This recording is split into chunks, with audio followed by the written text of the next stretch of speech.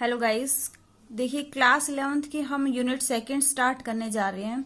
First unit हम कर चुके हैं कंप्लीट। वो अगर किसी ने नहीं देखी है तो प्रीवियस वीडियो आप चेक कर लीजिएगा, ठीक है। प्लेलिस्ट में जाके आपको फर्स्ट यूनिट मिल जाएगी। अब काइनेमेटिक्स की बात करते हैं। काइनेमेटिक्स कहाँ से, हमारा फिजिक्स का कहाँ से क्या पार्ट बनता है, सबसे पहले हम बेसिक कर लेते हैं। तो हमारे पास क्या है, मैकेनिक्स है। फिजिक्स की ब्रांच है एक मैकेनिक्स, उसके अंदर हम काइनेमेटिक्स को स्टडी करते हैं, ठीक है। तो सबसे पहले देखते हैं मैकेनिक्स क्या होता है। मैकेनिक्स के अंदर हम क्या करते हैं, कोई भी ऑब्जेक्ट रेस्ट पोजीशन पे है या फिर वो मोशन में है, उसके बारे में हम किसमें, मैकेनिक्स के अंदर पढ़ते हैं, ठीक है। ऑब्जेक्ट एट रेस्ट और in motion that is study in mechanics. उस चीज की स्टडी हम मैकेनिक्स में करेंगे जो ऑब्जेक्ट रेस्ट में है या फिर मोशन में है। ये हमें कौन बताता है, मैकेनिक्स बताता है, ठीक है। अब मैकेनिक्स में भी साइंटिस्ट ने क्या किया, बहुत सारी डिस्कवरीज कर दी, तो उसको भी एक मैकेनिक्स नाम देना मुश्किल हो गया थोड़ा सा। तो उसको भी, मैकेनिक्स को भी फर्दर हमने 3 पार्ट में डिवाइड कर दिया। सबसे पहले है स्टैटिक्स, सेकंड है काइनेमेटिक्स, थर्ड है डायनामिक्स। मैकेनिक्स को 3 पार्ट में डिवाइड किया, स्टैटिक्स, काइनेमेटिक्स, डायनामिक्स, ठीक है। तो स्टैटिक के अंदर क्या पढ़ते हैं हम, स्टैटिक के अंदर स्टैटिक को अलग पार्ट डिवाइड कर दिया। जो ऑब्जेक्ट रेस्ट पोजीशन पे होते हैं उनको स्टैटिक का नाम दे दिया। यानी कि स्टैटिक में हम वो पढ़ेंगे जो ऑब्जेक्ट रेस्ट पोजीशन पे है, उनके बारे में हम स्टडी करेंगे किसमें, स्टैटिक्स में।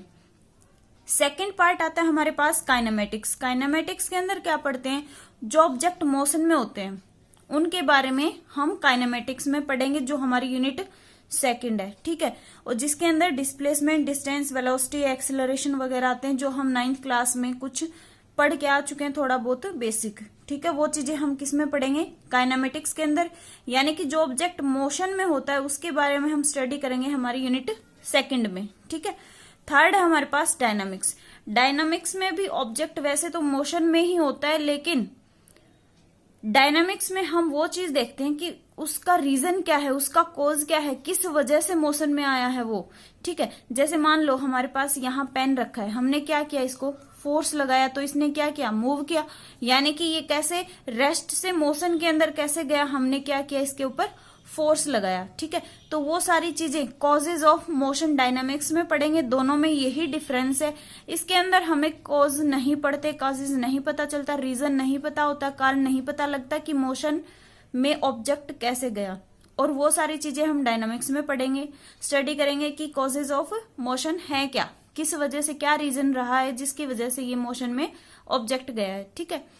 मैकेनिक्स को 3 पार्ट में डिवाइड कर लिया, तीनों को अलग अलग हमने बता दिया। हम इस चैप्टर में सिर्फ किसको पढ़ेंगे, काइनेमेटिक्स को पढ़ेंगे, ठीक है।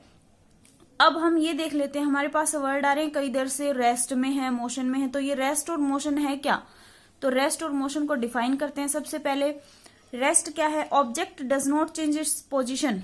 यानी कि ऐसा ऑब्जेक्ट जो अपनी पोजिशन को चेंज ना करता हो टाइम के साथ, अपने किसके रेस्पेक्ट में, सराउंडिंग के रेस्पेक्ट में, उसको बोलेंगे हम रेस्ट में। यानी कि उसका सराउंडिंग का उसके ऊपर कोई इफेक्ट नहीं पड़ता। जैसे ये नोटबुक है हमारी, तो ये जहां हमने टेबल पे रखी है वहीं रखी रहेगी जब तक इसको उठाएंगे नहीं या इसके ऊपर फोर्स नहीं लगाएंगे, इसका कुछ चेंजमेंट नहीं करेंगे। तो चाहे टाइम जाता जाए लेकिन ये ऑब्जेक्ट कहाँ रहेगा, अपनी पोजीशन चेंज नहीं करेगा। जहां हमने इस नोटबुक को रखी है वहीं मिलेगी। 2 दिन बाद देखेंगे, चाहे कभी भी देखेंगे, सराउंडिंग का इसके ऊपर कोई इफेक्ट नहीं पड़ेगा, ठीक है। ये है हमारा रेस्ट। यानी कि object does not change its position with time. ऐसा ऑब्जेक्ट जो अपनी पोजीशन को चेंज ना करे टाइम के साथ, उसको हम रेस्ट बोलेंगे। अब मोशन किसे बोलेंगे, जो अपनी पोजीशन चेंज करता हो, जो ऑब्जेक्ट अपनी पोजीशन चेंज करता हो किसके साथ, टाइम के साथ, उसको हम क्या बोलेंगे, मोशन। यानी कि object change its position with time with respect to its surrounding, उसको हम मोशन में बोलेंगे, ठीक है। जैसे मान लो क्या है, ट्रेन है, हमें पता है 9 बजे मान लो पहुंच रही है ट्रेन रेलवे स्टेशन पे, ठीक है। नेक्स्ट डे भी सेम उसी टाइम पे आती है, और तो वो क्या कर रही है,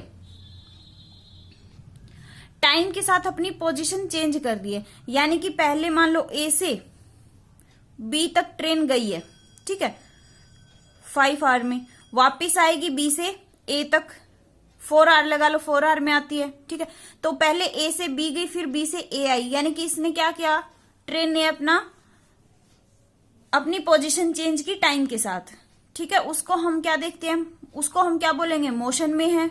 ठीक है, ए बर्ड फ्लाइंग इन एयर, यानी कि एक पक्षी क्या कर रहा है, हवा में उड़ रहा है, तो वो क्या कर रहा है, अपनी पोजीशन चेंज कर रहा है, किसके साथ, टाइम के साथ। ठीक है, हमने 9th क्लास में एक और पढ़ा था, क्या टॉपिक की, रेस्ट और जो मोशन है वो रिलेटिव है, यानी कि आपस में रिलेट करते हैं। कैसे रिलेट करते हैं वो आपस में, वो देखिए, रेस्ट और मोशन आर रिलेटिव टर्म।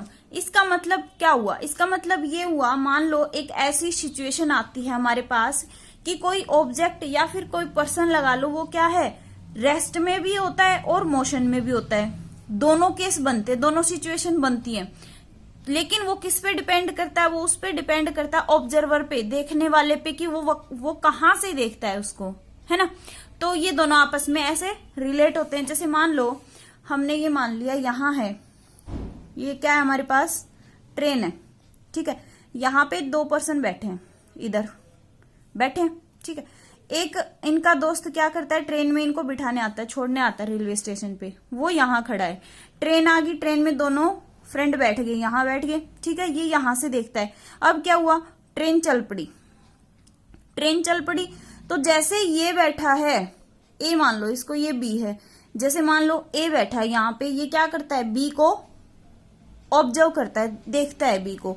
तो ए जब बी को देखता है तो क्या देखता है कि दोनों साथ में बैठे हैं, यानी कि ये मेरे साथ बैठा है रेस्ट पोजीशन पे। ए ने क्या देखा कि बी बैठा हुआ है मेरे ही साथ, तो ये किस में है, रेस्ट में है, दोनों ही रेस्ट में है। ठीक है, ए बी के रेस्पेक्ट में कहाँ है, रेस्ट पोजीशन पे है। और ये सी है, कोई थर्ड पर्सन, सी ये बाहर है, ऑब्जर्व कर रहा है बाहर से। ठीक है, तो जैसे ही ट्रेन चली, सी क्या बोलता है कि दोनों चले गए, यानी कि दोनों किस में है, मोशन में है। किसके रेस्पेक्ट में, सी के रेस्पेक्ट में। ए और बी क्या है, मोशन में है।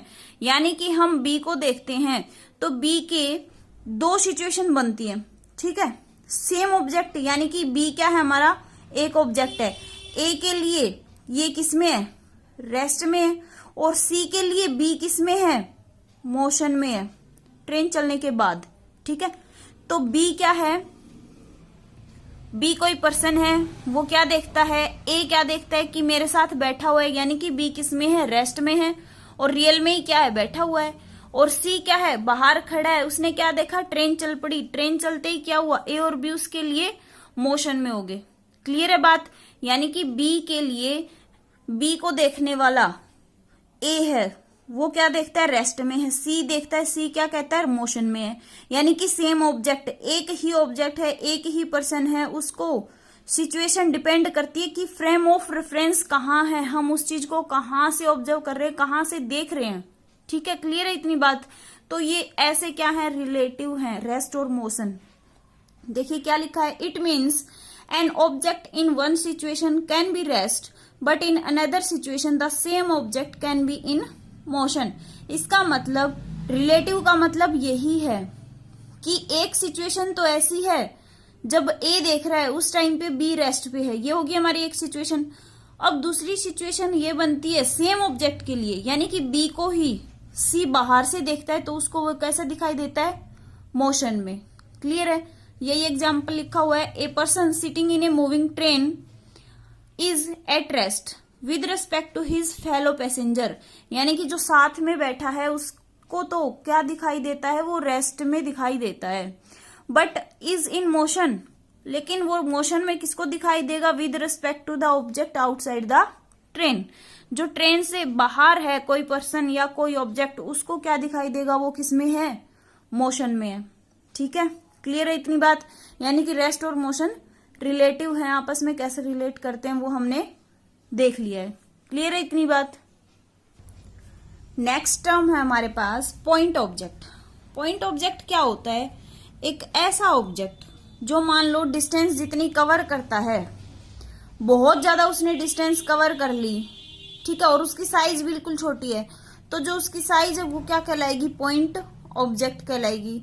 N object which cover a distance which is very large as compare to its size.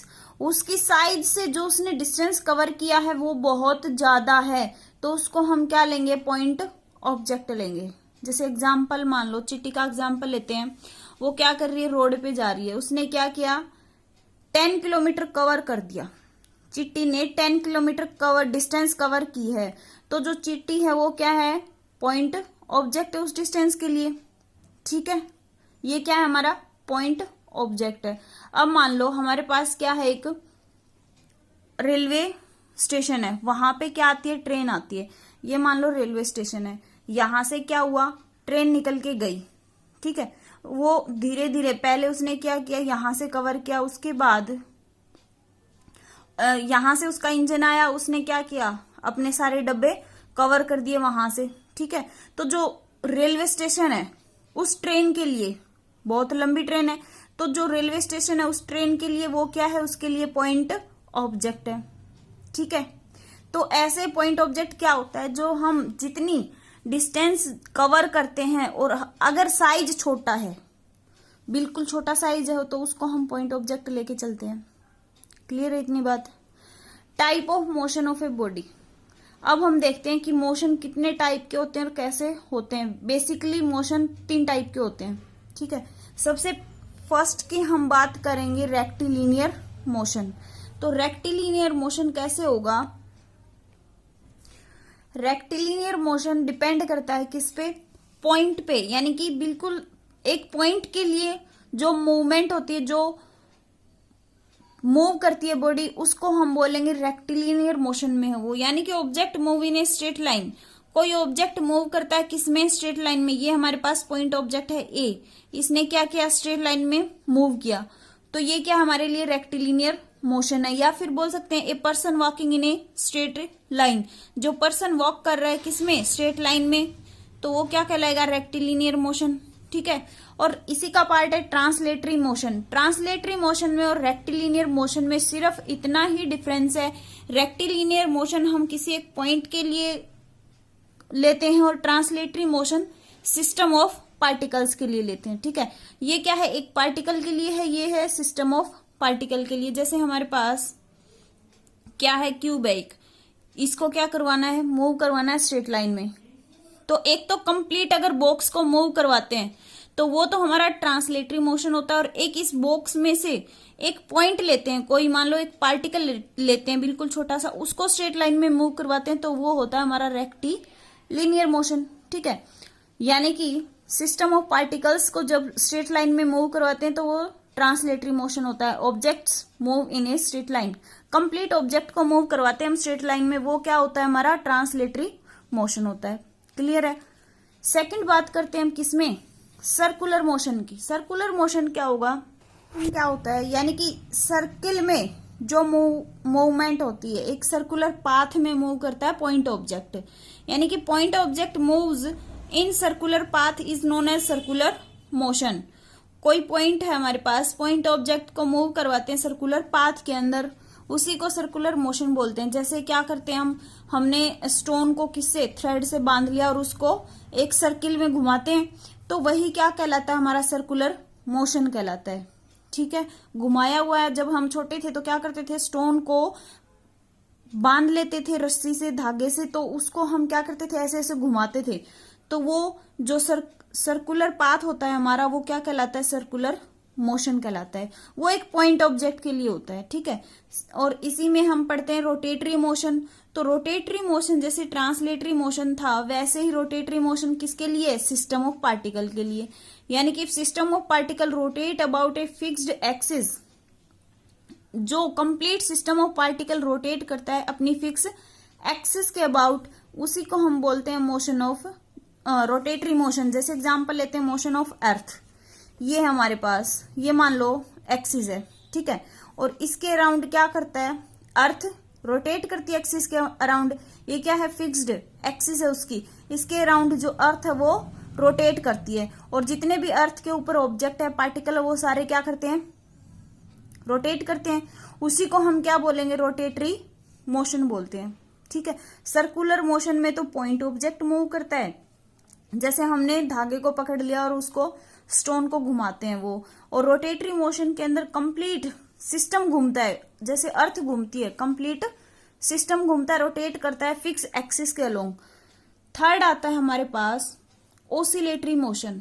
तो ऑसिलेटरी मोशन क्या होगा, मान लो ये हमारे पास रिजिड बॉडी है, इसके साथ क्या है, हमने बॉब को लटका रखा है, तो बॉब क्या करती है, थोड़ा आगे जाएगी, पीछे जाएगी, ऐसे घूमती है, ठीक है।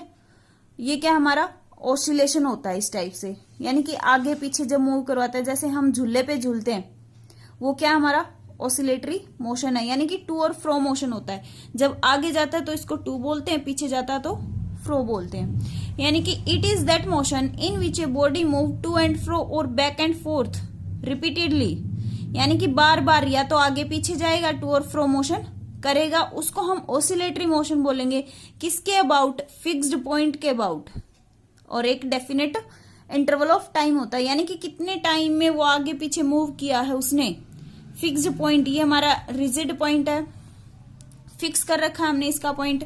तो जो आगे पीछे मूव करता है टू एंड फ्रो और बैक एंड फोर्थ, उसको हम ऑसिलेटरी मोशन बोलते हैं। यानी कि ये क्या है, इसकी मीन पोजीशन है, यहां मीन पोजीशन से एक बार आगे जाएगा, एक बार पीछे जाएगा, यानी कि टू और फ्रो मोशन करेगा, उसको हम ऑसिलेटरी मोशन बोलेंगे। और इसी के अंदर हमारा आता है क्या, वाइब्रेटरी मोशन। तो वो वाइब्रेटरी मोशन क्या होगा, वाइब्रेटरी मोशन के अंदर हम पढ़ते हैं, जैसे यही चीज मीन पोजीशन के अबाउट, ये तो क्या कर रहा है, टू एंड फ्रो मोशन कर रहा है आगे पीछे, यही चीज क्या करने लग जाए, वाइब्रेट करने लग जाए, इतना मूव, जैसे ये तो क्या कर रहा है, ये तो ऐसे ऊपर नीचे मूव कर रहा है, लेकिन वो क्या करेगी, वाइब्रेट होती होती थोड़ा ऊपर जाएगी, थोड़ा नीचे आएगी, ऐसे वाइब्रेशन शो करेगी, उसको हम वाइब्रेटरी मोशन बोलेंगे। यानी कि सिर्फ वाइब्रेशन शो करे। ये हमारे पास रिजिड बॉडी, इसके साथ हमने इसको क्या किया हुआ है, लटकाया हुआ है, तो यहां से ये क्या करता है, amplitude of oscillation is less than motion, यानी कि जो उसका मोशन है उससे एम्पलीट्यूड क्या रह जाता है, कम रह जाता है उसके ऑसिलेशन का। तो वही ऑब्जेक्ट क्या है हमारे पास, वाइब्रेटरी मोशन में, ठीक है। सिर्फ वाइब्रेशन शो करेगा, टू और फ्रो मोशन नहीं होगा, उसको हम वाइब्रेटरी मोशन बोलते हैं। तो इसमें, इस लेक्चर में सिर्फ हमने क्या किए, कुछ बेसिक बातें की हैं। नेक्स्ट हम पढ़ेंगे कि मोशन किस में होता है, पोजीशन के अकॉर्डिंग, और 1D 2D 3D वो सब हम नेक्स्ट लेक्चर में बात करेंगे। सिर्फ इतना ही। Thank you.